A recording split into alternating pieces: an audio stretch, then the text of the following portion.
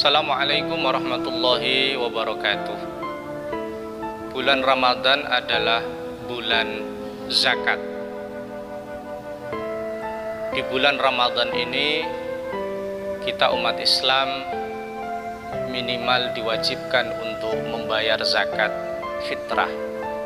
Namun banyak sekali umat Islam yang memanfaatkan bulan ini tidak hanya mengeluarkan zakat fitrah, tapi juga zakatul mal atau zakat harta benda. Allah Subhanahu wa taala di dalam Al-Qur'an berfirman, "Wa aqimus sholata wa atuz zakah." Dirikanlah salat dan tunaikanlah zakat. Seorang pemikir kontemporer, Profesor Dr. Yusuf Al-Qaradawi di dalam kitabnya Fiqhuz Zakah menjelaskan Allah Subhanahu wa taala menggandengkan sholat dan zakat di dalam Al-Quran sebanyak 82 kali. Artinya di mana di situ ada perintah sholat, di situ ada perintah zakat. Sholat dan zakat adalah kewajiban yang tidak bisa terpisah. Satu dengan yang lain saling melengkapi, satu dengan yang lain saling mendukung. Perintah sholat dalam rangka mewujudkan kesalehan individual atau kesalehan pribadi kita, dalam rangka intensitas kita mendekatkan diri kepada Allah Subhanahu wa taala. Zakat adalah bukti atau simbol kesalehan sosial yang harus kita tunaikan sebagai bentuk kepedulian kita kepada orang lain.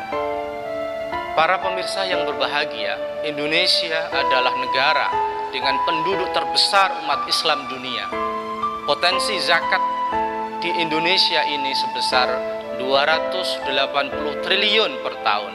Tetapi sungguh ironis, secara faktual angka yang berhasil dihimpun oleh lembaga zakat, baik oleh Basnas atau oleh LAS, hanya kurang lebih 5 triliun.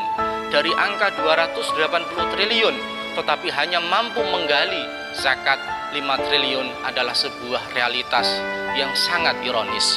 Oleh karena itu, mari kita jadikan Ramadan ini sebagai momentum kebangkitan zakat di negara dengan penduduk Islam terbesar dunia. Profesor Dr. Wahbah Zuhaili di dalam kitabnya Fiqhul Islam wa Adillatuh menjelaskan zakat itu punya 5 faedah, punya 5 hikmah. Yang pertama, menjaga harta kita dari tangan-tangan jahat. Dengan berzakat Allah akan menjaga harta kita. Yang kedua, zakat adalah aunun lil fuqara wal masakin, membantu, menolong orang-orang fakir miskin dan orang-orang yang membutuhkan.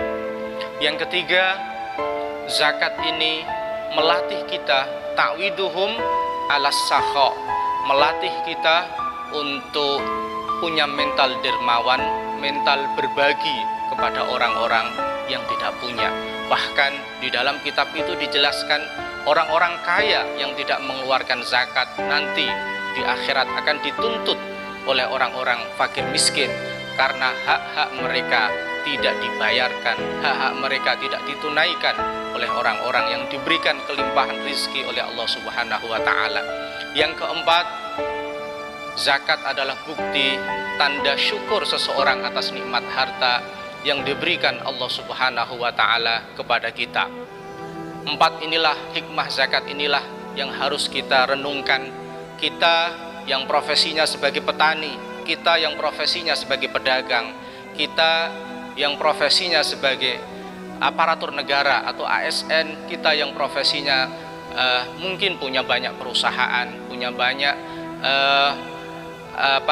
ekonomi, aset-aset ekonomi. Saatnya Ramadan ini kita jadikan momentum kita untuk berzakat.